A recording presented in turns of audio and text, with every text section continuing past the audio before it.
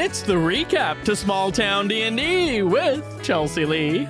Every morning for the past week, I've woken up with an unexplained rash on my neck. With David Dillon. My wife just made meringues with aquafaba, and they are just a sugary shell of nothing. And Dewey Cassidy. I ran out of pasta sauce and I tried to make pasta salad and it was disgusting. And I'm your Dungeon Master, Alex Wolfson. Let's jump in.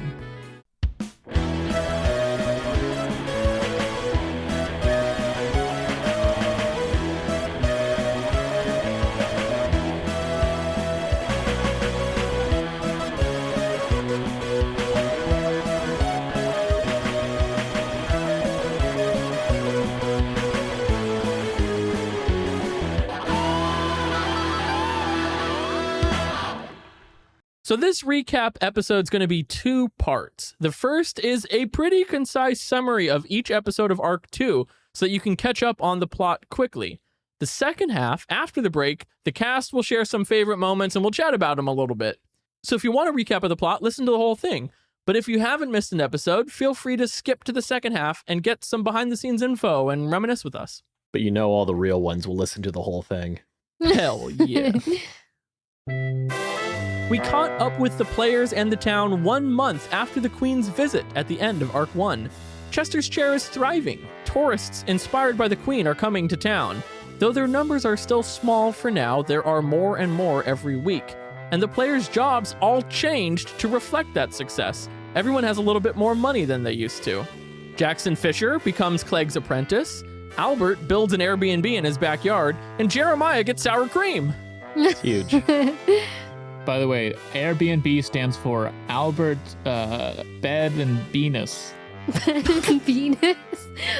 Albert's Bed and Venus. Yeah. But it is not all bed and Venus in the wake of the Queen's visit, as Tile was fired from his job for his role supporting you all. And Mayor Gowdrin Werp is disheveled and erratic, a far cry from his formerly pompous and put-together self. He even shows up to the tower's schoolhouse while Clegg is working, shouting vague accusations before the hot young teacher, Mr. Jack Cole, kicks him out. Recontextualized. You spent a night partying at the Mossy Marsh while Moneyboy mud-wrestled Alistair Turtle, Jeremiah taught Tile how to Cristato bomb, and Clegg once again argued with Anthony the Horse. The best reoccurring theme. He literally comes up once a arc just for me to argue with him. Then in the morning, you met up at Missing Chair Square to kick off election season. The 3 district leaders, Finea Vorn, Fent Sherrystone, and Jill Rana Thistletop, announced their candidacy. As does Gowdrin Werp and Penny Pouncer, a random tourist who is staying at Albert's Airbnb. You decide to enter Tile Boldfellow for mayor, with Moneyboy, the crazy old man who fell out of a bathtub from Arc 1, disguised as Tile Boldfellow Sr., as the deputy mayor. But just as the names are announced, Arnold Dolesbury, Chief of Peace, interrupts the ceremony to announce that all of the checks issued by the town in the last month had bounced. The city was somehow bankrupt. Dun dun dun. Ignoring that problem for now, you focused on your election strategy and tried to boost Tile's confidence. Albert Penis suggested killing a dragon, prompting a visit from Sir Alistair Turtle, Jeremiah's nemesis, who offered to take you dragon hunting. Perhaps wisely fearing your own deaths, you instead decide to visit Tile's father to sort out his family issues. The visit to Boldfellow Manor went poorly. Tile's dad is a commanding and belittling old man. He outlasts Albert in a poopy toilet smell-off and throws you once out again, of the house. once again, a toilet that smells like shit. It didn't have shit in it. I'm not disgusting with my taste. Though not before Jeremiah steals 2 family portraits. A happy one from before Tile's birth and an angry one after. Recontextualized. And Clegg Tumstool flips out on old porcelain Boldfellow, telling him off dramatically and profanely and encouraging Tile to do the same. And outside, filled with violent rage, Tile destroys a window. You began campaigning for Tile around town, then met up in Missing Chair Square as a standoff between all of the candidates unfolded. Each candidate for mayor in their own corner. You pushed Tile out in front, and he announces a debate and fashion show to be held in 7 days. 7 days. 7 days. Thank you. The ring. While preparing for the debate and fashion show, Albert Penis meets an orphan girl who dreams of being a journalist, Murgo, and he adopts her on the spot. Clegg suggests that a raging tile blow off some steam by visiting the Lesser Auroch Rescue and Rehabilitation on the northern edge of the Reed District. You dropped him off for what is essentially Pokemon Daycare, where he will play with the Lesser Aurochs for a week. On the day of the debate and fashion show, Jeremiah used a bunch of normally useless spells to run security. Clegg used her spells and fashion sense to dress Tile up and moderated the debate. And Albert posed as a regular trash can using his new infiltrator mode and fed Tile lines. The debate and fashion show was full of terrible rolls for everyone except Finea Vorn. These rolls are garbage. We learned about each candidate's beliefs and got some insight into each of the districts. The Reed District, led by Finea Vorn, prizes extreme self-sufficiency. The Pond District, led by Fent Sherrystone, prizes teamwork. The Root District, led by Jilrana Thistletop, prizes equity. Galdrin Werp just wants to be the mayor. Penny Pouncer wants commercial success, and Tile is convinced he is an Auroch. Lesser Auroch. But with your help, he wins it, explaining his philosophy of honesty and authenticity. Afterwards, Porcelain Boldfellow confronts Tile, and Tile, unfortunately, cannot muster up the courage to confront his dad. But as you interrupt his dramatic walk away like 4 times, he eventually subtly reveals to you all that he wants his son to be confident and admits he isn't responsible for what happened. Galdrin Werp attends a secret meeting in Moneyboy's half of the Airbnb and asks you to throw the election for him. You eventually get him to admit that he knows the police are investigating you, the tip-off of the century. And you turn level 4 and rest for the evening. Woo! In the morning, you found 1,000 gold pieces left in an unmarked bag outside each of your homes. Suspicious of this, thanks to the tip-off, none of you pocket the money. And good thing, because the police are right behind you. The 3 of you are brought into the Royal Peacekeeping Force headquarters as more and more city services are failing due to the bankruptcy that you haven't been paying attention to. You are interrogated separately, all of you telling remarkably similar stories and even making jokes in the same places. That was really, that seems like if it was fake, but it was not fake. It was all completely real. Your story's straight. The police admit that they never really believed you were behind the break-ins, but had to be sure. They offered to make you deputies and help them solve the crime, but you rebuff them and walk confidently out. Then we had the Chester's Chair Community Singles Mixer and Charity Auction. A rainy day in Chester's Chair, you went to a town dance in the Split Log. Clegg ran into Kyle S., an old crush from her days at school, and the password to her diary. But here, he goes by Kyle Sin and plays bass in the band Salt Lick, which has been hired to play music for the event. It is a very adorable episode, and the night ends with Jeremiah riding off into the sunset with Pellbottom, the 2 of them dancing balanced on a board on Anthony's back. Using an IOU that still hasn't been paid, Albert bid on and then danced with Jilrana Thistletop, but doesn't want to move too fast. It may be paid. We don't know. She gave him a kiss on the cheek. And Clegg Tunstall turned down Kyle S. to dance with Baggy. After the dance, they head to Fisher's Pond in a thick fog, and after letting her walk away, Clegg summons the courage to chase her down and kiss her. Ooh. It was steamy. Girlfriend status still pending. Wow. Still pending. I thought you were calling her your girlfriend. Clegg's playing the long game. Back outside the Royal Peacekeeping Force headquarters, the plot picks up dramatically. You enlist the services of Dame Winslow Winters, Esquire, and decide to break into the police HQ to investigate files on Galdrin Werp. Jeremiah commandeers the Cristato Fry cart and offers free Cristatos for the police, while Albert and Clegg sneak inside. Clegg finds out that the police are specifically investigating Penny Pouncer and Galdrin Werp. Was Penny's arrival in town truly random? And if Galdrin Werp stole the money, where is he keeping it? Albert steals 2 old files, one on the Breestop bombing and one on the missing chair, and neither of which has been looked at yet. I'll open them at some point. We'll get around to it. Entering the dungeon downstairs, Clegg and Albert meet Galdrin Werb and try to convince him to admit to his crimes. He admits to stealing the money and, probing deeper, admits that he was planning to meet someone for one more payment tonight, and then it would all be over. Albert suggests it's Lan Sponk, but it's not. We don't know that for sure.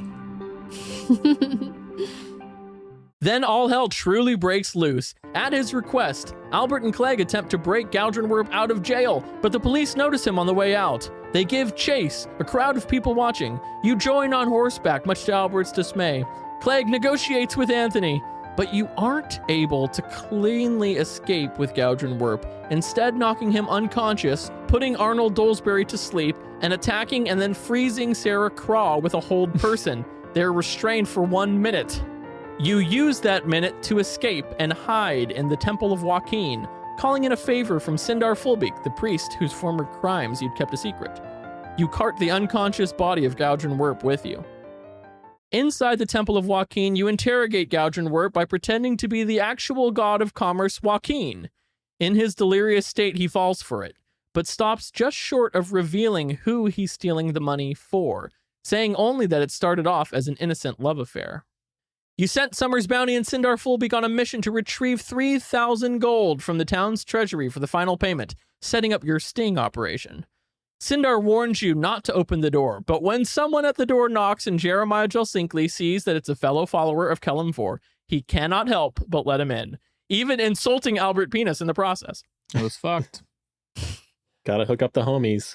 That man is Isaiah Ishspring, the leader of the clerics of Kelemvor, known as the Ferryman. He awards Jeremiah with the Cleric of the Month award for most conversions. He mentions a stunning turnaround as Jeremiah was previously on probation. Don't forget about the plaque. Oh yeah. Clegg and Albert also saw mysterious figures from their past. Baldin Emberdark is at Penis Curiosity, perhaps related to the loan that Albert is not sure he paid back and still probably has not paid back. And while sneaking through the streets, you pass a woman wearing a more regal version of Clegg's orange robes. Turns out to be Clegg's mentor from the University of Colnox, chairwoman of the divination school, Professor Maud Lonks. You followed Galdrin Werb to a nondescript house in the Pond District, Jeremiah hiding outside, Albert posing as a trash can on the doorstep, and Clegg following the mayor in through the door. Inside, a waterbed and shag carpeting. The lair of Mr. Jack Cole, the new hot teacher from the tower's schoolhouse. He kissed Galdrin Werb, sucking the very life out of his body. Taking 27 points of damage, Galdrin Werb falls to the floor dead as Jack Cole sheds his skin, revealing large bat-like wings and a red-tipped tail, a devil in disguise. Clegg sends Summers Bounty for help as you descend the velvety, fleshy tube under Jack Cole's house. We all agreed that we were never going to say that again. Following him into the smoke-filled den of desire, a cavernous compound hidden beneath his home. You immediately split the party, Jeremiah passing through hanging beads into a yoga studio, Clegg exploring a pretentious music hangout room and finding a neon green fanny pack of holding, and Albert pushing forward through a wide bead door into a contextless Buddhism shrine of some kind full of toxic smoke. Each of those bead doors cheeming as they open. There we go. Oh, there it is, the origin. Pushing on, you entered the room at the end of the hall, Jack Cole's sex torture room, and find him there, angular muscles rippling in the hazy red light, an incubus in his lair. He has a pet rat that Clegg befriends, and he reveals his true name, Jackalobex. Don't laugh. He offers you the power of a devil in exchange for letting him leave with the stolen money. You decline, and he attacks. The rat transforms into an imp, Jack's servant. He bites at Clegg's ankles. Jack charms Albert and commands him to kill Jeremiah. Albert hits Jeremiah hard, but Jeremiah fights back, stunning Jack with a command. Fighting past Albert's attacks, Jeremiah and Clegg both turn on Jack and do huge damage. 55 damage in one turn. It's enough to force Jack to reluctantly retreat, and he vanishes into the ethereal plane, taking his servant with him. Jerk. Albert knocks out Jeremiah, Clegg snaps him out of it, and the two of them argue over who should help Jeremiah as he continues to make death saving throws. Thankfully, Jeremiah rolls a nat 20 and regains his consciousness all on his own. He comes up like the Undertaker and is just flipping both of them off. Hell yeah. You loot Jack Cole's cabinet and take Gowdrin Werp's hat, but as you stand over the pile of 15,000 gold pieces, Summer's bounty returns with help, and with the police. You're in big trouble. You then went on trial for your long list of crimes, the Honorable Judge Eustace L. Chicken presiding. You engaged in a battle of wits with Dame Winslow Winters, now hired by the other side, and fought for your freedom. But just as the situation looked dire, you pulled off a huge surprise for me, the DM, calling Maud Lonks to the stand. You ask her to cast the spell Infernal Calling and rip Jack Cole out of the hells and into the courtroom. Jeremiah's zone of truth nearly fails, but Clegg portents Jack's saving throw down to a natural 1, and he falls under the effects of the spell. He tells the truth. He put Gowdrin Werp up to stealing the money and then killed him afterwards. Albert suggests that Lance Sponk put him up to it. He says, I guess you'll never know, as he is banished Still mad. back to hell. We'll never know if I was right. The jury deliberates, but after such a dramatic display, the verdict is almost a foregone conclusion. The jury finds you not guilty, even super not guilty, deciding to let Albert Penis off on crimes he admitted to. The system worked. Albert Penis got off. You celebrated with a party at the Mossy Marsh. All of your friends are there to support you. Jeremiah made eye contact with a random man talking to Isaiah Ishspring and suddenly saw an entire flashback of his life and his acceptance of inevitable death. After the party, you went back to work. It had been a while. Sweet Robbie Rowe, a random man Albert met during the trial, moves into Penis Curiosity Got it right this time. and takes a job as janitor, though he really wants to be a child's entertainer. Miss Maud Lonks tells Clegg that her study abroad may actually be ending sooner than expected at the end of the summer. Clay's never going to stop studying broads, am I right? As long as that broad's baggy. Oh. And Isaiah Ishspring and Jeremiah tell parables of Kellamvor. You then heard Tile yelling from Missing Chair Square, and as you approached, you saw him and Scrumbus wrestling. Clegg casts Speak with Animals, and Scrumbus spins for her a metaphor about Tile's growth. Maybe he too can become mayor of the Lesser Aurochs. Tile is crazed, unhinged. He's clearly having a difficult time adapting to the pressure of the election, but he looks up to all of you, ready to confront his father. Next, you attend the funeral for Gowdrin Werp. It was only barely somber. Albert makes Sweet Robbie Rowe... Fuck. Again? Yeah, got him. Albert makes Hook, Sweet line, Robbie Rowe sinker. question everything. Jeremiah sells his hat to Penny Pouncer, and Clegg insults the widow of the deceased. And that's all before the funeral even starts. At the cemetery in the breeze top, overlooking the swamp below, Gowdrin Werp's body is laid to rest. Tile confronts his dad. He casts off the burden of expectation placed on him and asserts himself. With a 37 performance check, he convinces both Jilrana Thistletop and Fent Sherrystone to drop out of the race and support him. And in a surprisingly tender moment, Clegg Tunstall forgives Gowdrin Werp.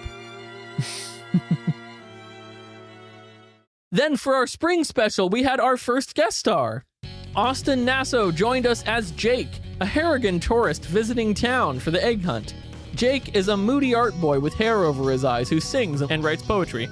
A bard from the University of Benjamin who says he is here for true love.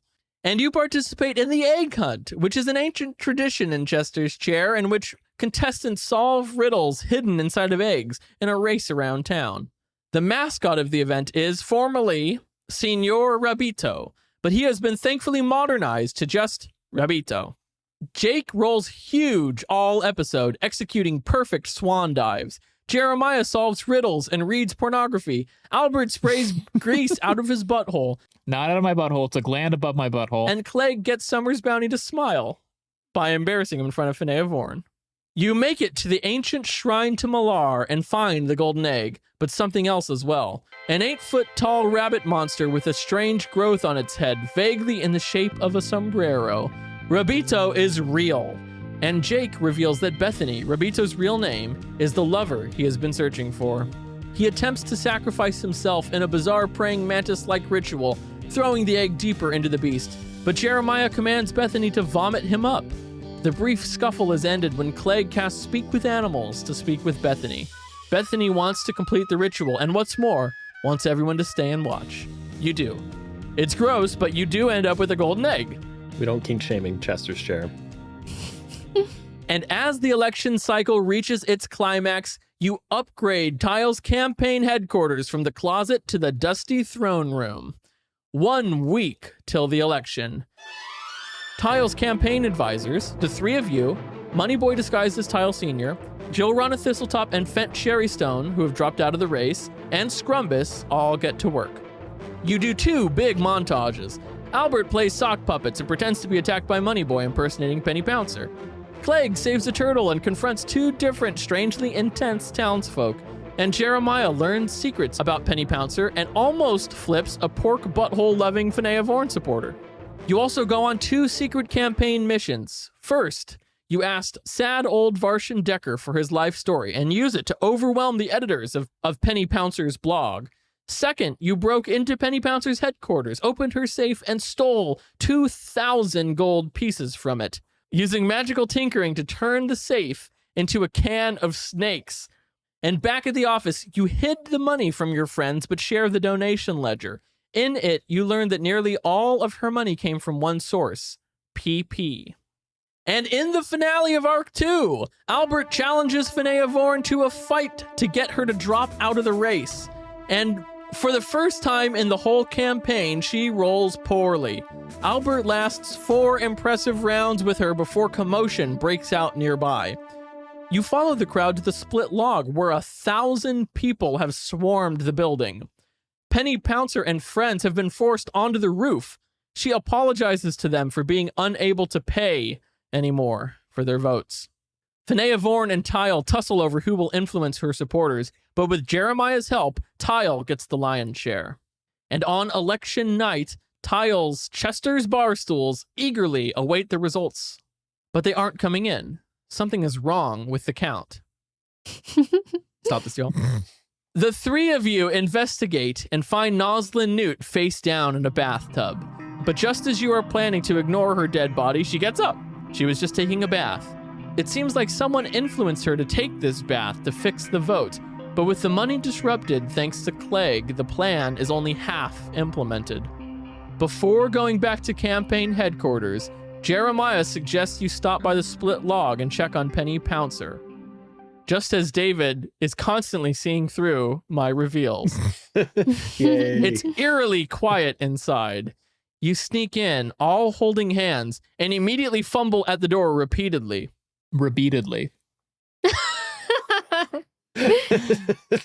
Eventually, you make it to her office and get one single glimpse at a strange sight. Penny Pouncer bound and gagged. Next to her, a chimpanzee wearing a red cape and tiara. A name badge tattooed onto his chest reads AA3. The chimpanzee escapes through a dimension door. You try to pursue but are unable. You make it back to campaign HQ just in time to see the final votes come in. Murgo reads them out as the map of town fills in district by district. It's a close one, but Tile wins. The next mayor of Chester's chair is Tile. And as your candidate wins the election, you hit level 5. Whoa. Oh, yeah. Hooray! And we will start Arc 3 there. And we'll take our break and be back with some favorite moments and some chitter chatter right after this. Bye-bye.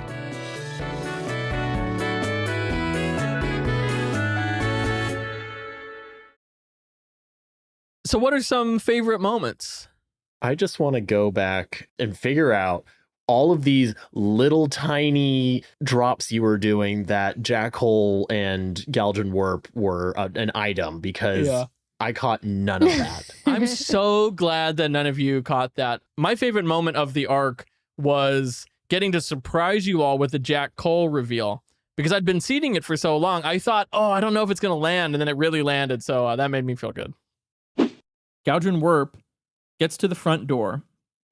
He reaches into his pocket, pulls out a ring of keys. He has the key for this place.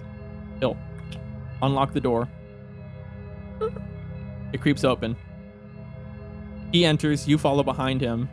He'll close the door but not lock it behind him. And Clegg, in the inside, dimly lit by just a couple of candles, a water bed is placed directly on the floor, covered in blankets. Wow. Oh my god. In the corner, 2 sitting cushions on the ground and a low table. This is so...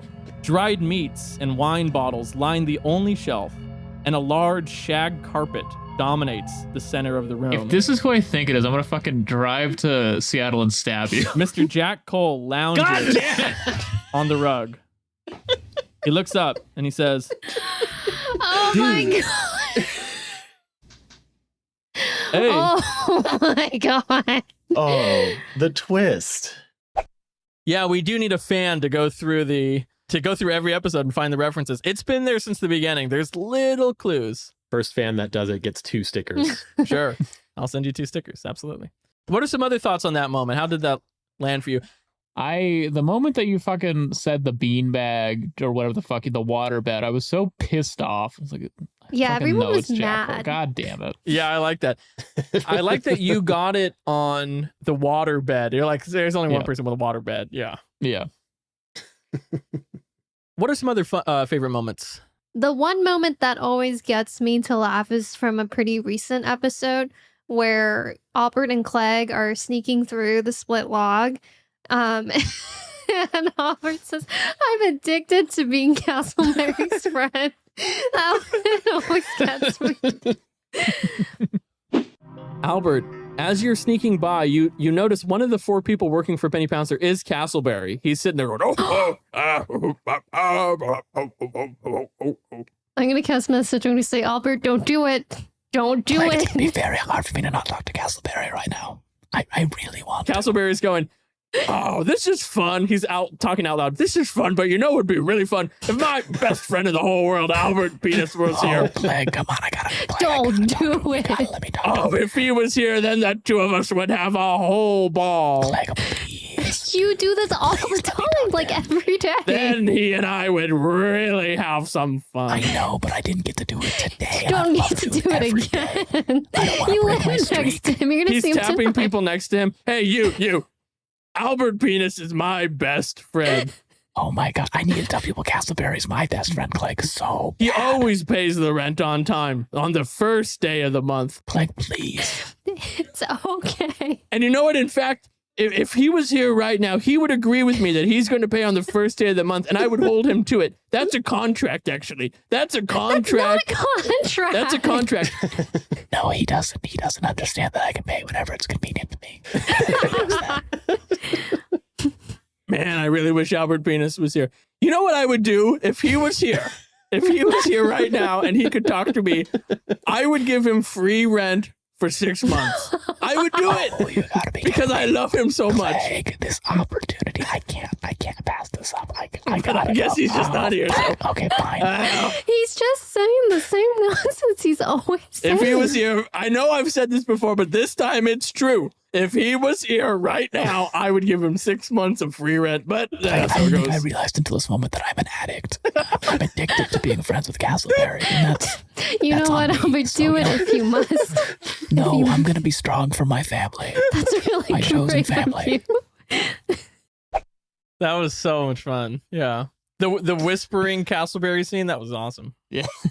I think one of my favorite moments was David deciding just to go indignant and just tell Albert to fuck off and insult his heritage. That was such a good moment. Yeah. These are the robes of a follower of Kellenvor. Oh my gosh. I relay this to everybody and say, I gotta let them in. No, now hold on, Jeremiah. Unless they're holding a gun to your head, I think we don't have to let them in. These people are my kin. Family is overrated.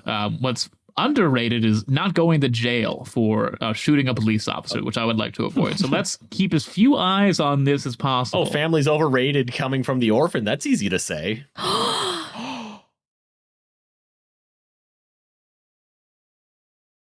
You know, Jeremiah, let them in.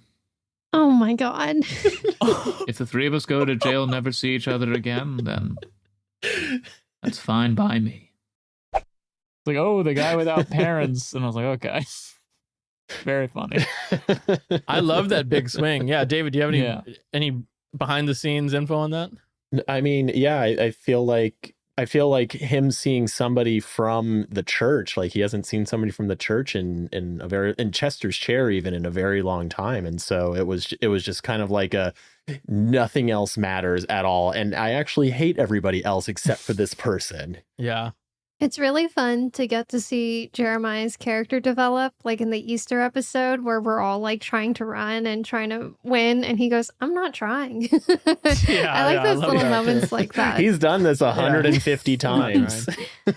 I think my favorite part of this arc was calling Maud Lonks out in so Maud Lonks in the trial calls upon Jack Cole and we're able to question him. But for Dewey and Chelsea to come up with that was we were in a group chat and I was like, there's no way Alex is gonna let this swing. Like this is so, but it's so fucking cool. Maybe he, there is that small chance. So we did take the swing and you let us do the fun thing. And your zone of truth. Yeah, It was a little trifecta. We'll go with it. I'm genuinely surprised. I love that. And Maud Lonks stands up. She reaches her arms out. Dame Winslow Winters will say, "Objection! She cannot summon a..." The judge says, "Now hold on. I like this, and I'm in charge. I'm used to sell chicken." And Maud Lonks, her eyes roll back in her head. Red and black energy builds around a ruby suspended between her two hands. She casts it out in front of her, and a horrible red-black portal appears in the floor and pulled out of the ground, compelled to return to this plane against its will, is the naked body of Jack Cole. He falls onto the floor and looks all around you. God, he's hung like a painting.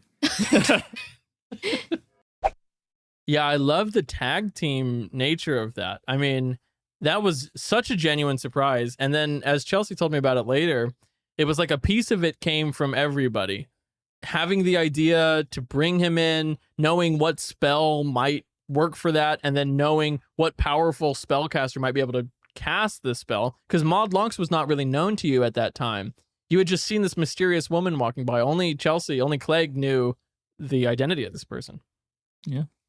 One quick side note is that part of the way that my brain is, not to brag, so quickly comedic is that I'm able to give it little assignments. And unfortunately, it might be a symptom of my OCD.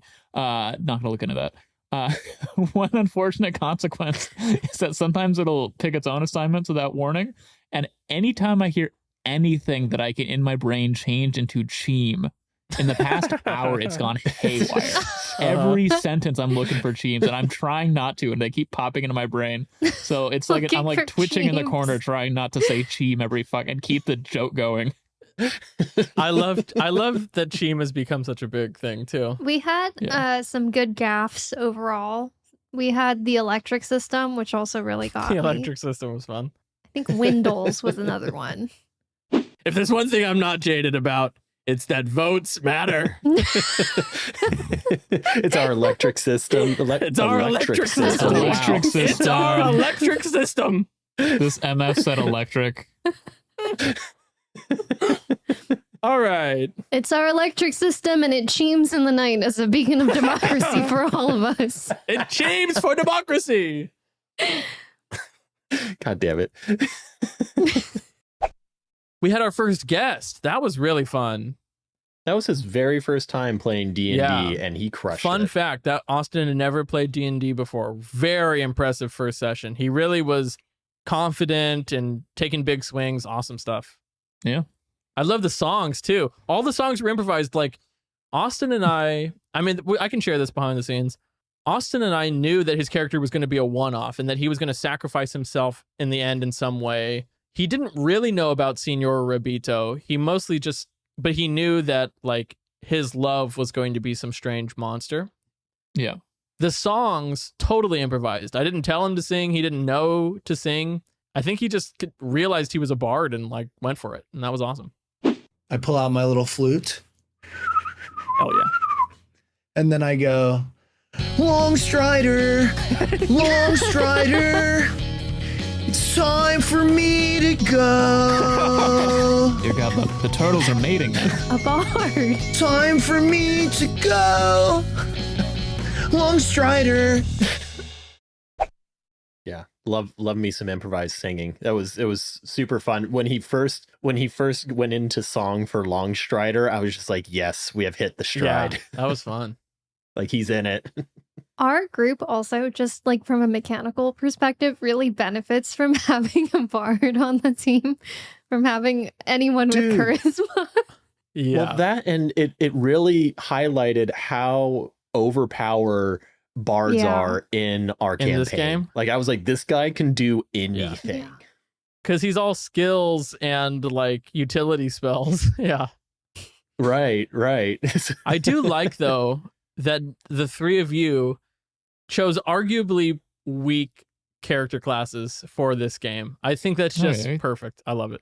Not fucked up. Yeah, for a high role play. Yeah. Well, especially which episode was it? And we were not ready for a battle. Was it for Jack Cole? And like nobody had like any really good spells prepped because we're just like, oh, it's been like six episodes and we haven't had a battle. So why would I need to prep battle spells now? And we're just like, well, I don't know. Should I create and destroy water? Like, I don't know. Yeah. I think Jack Cole, it was telegraphed. It was a different one though. Yeah, what was that? Oh no, it was fighting the cops, I think. Oh yeah. That you were Yes. very unprepared for. I'm always prepared to fight the cops. When you all decided to fight the cops, I was like, this has really gone off the rails. That was such a fun moment. Next I'll turn it around and open it up to the players to ask me some questions. Any behind the screen questions? Are we going to see Lance Bonk again? Are we going to see Lance Bonk again? He's out there somewhere. I wouldn't be shocked. Well, of course not. You're the DM. Mm-hmm. What I really thought was cool about this arc is that there was two clear paths that we could have taken when we infiltrated the royal peacekeeping headquarters. And we saw, we were kind of focused on Galdrin because we thought he was the bad guy, and we already kind of didn't really like him that much. But we also had a file on Penny Pouncer, and so would we have been able to save Penny Pouncer if we would have instead shifted our focus from Galdrin to Penny and investigating her as for the 3 episodes or 2 episodes like we did for Galdrin? The short answer is definitely. Yeah. I had a whole bunch of stuff for that. Like the mystery was designed to be twofold. Like 2 things are happening. Penny Pouncer's here and she's a little mysterious even right from the beginning. Like why does she have all this money? And also all this money's gone missing. So she was meant to be actually more of a red herring than you'd expect, although she also had maybe something else going on, as is revealed much, much later. So all of that was ready like as soon as she was introduced, including when she was a random walk-in. I already knew who she was. It was just a good opportunity to have someone stay at the Airbnb. I'm like, this character that I already wanted to bring in somehow, let's make it her. And I wasn't planning on having her enter into the main story so quickly, but Dewey kept insisting, we bring her along. And so I was like, what a perfect thing to just tie these two together. I made her live in my Airbnb. Yeah. I was like, if she's living with you, like, definitely then. But yes, you decided to investigate the bankruptcy and Galdrin Warp's connection to it, and that certainly had like some thread to pull. But you could have pulled the Penny Pouncer thread, and I'll leave this on a little cliffhanger. You might have learned more about Penny Pouncer than you did by the end of Arc 2 had you gone down that road. Wow. Oh, if I could add on to another favorite moment. Just as a playable character, I really had fun when Albert and Clegg were sneaking in to break out Galdrin Warp. I thought it was really fun for Jeremiah to do his little smoke and mirror thing with the ice cream and everything. And Yeah. I loved how you're just all like, the DC's getting higher, and I was just nailing my That was rolls. awesome. I felt like at any moment the rug was going to be pulled out and just like I was going to fall flat on my face. But yeah, it was really, it felt like it was getting very chaotic at the end as we're just barely trying to keep this all Yeah, that thing was together. wild. And a lot of stealth missions this arc. And again, Mhm. our party is not built Yeah. for stealth. Not built for stealth or charisma, which arguably the two most important things in a game like this. I love it though. I was not expecting you to check on Penny Pouncer that night. I had it just in case, but I thought you would like solve the counting problem and then just go back and celebrate. And I was prepared for it to be that. But because you chose to investigate it, you actually get a glimpse Whoa. at a character that I was not really planning to reveal. At a very intelligent chimpanzee. Something interesting. Every arc's got to have at least one chimp. We got a chimp quota. Chimpy died in episode 8. It's been almost 20 episodes without Chimpy, but he left And such we a are mark. mourning his death to this very day. Mm-hmm. Albert will never forget. And with that, we will end tonight's session. Thank you, Wow. listeners, for listening. Thank you, players, for playing. Thank you, DMs, for recapping. Arc 2 has been a ton of fun, and I am so excited for Arc 3. If you like the show, rate and review us on your podcast app of choice. Follow us on Instagram, Small Town DnD. We post some cool art on there. And the very, very best thing you can do for a new podcast like ours is to think of a friend who would like the show and share it with them. Make them listen in a moving car. Yeah, make them listen in a moving car. I don't know why, but it feels right. Well, they can't get out. Oh, that's true. Not that they would want to. We love making this show. We hope that you enjoy listening to it. If you do, help us out. One more reminder, too, that we will have no new episode next week as we prepare for Arc 3. And until then, bye-bye. Bye. Bye. Goodbye.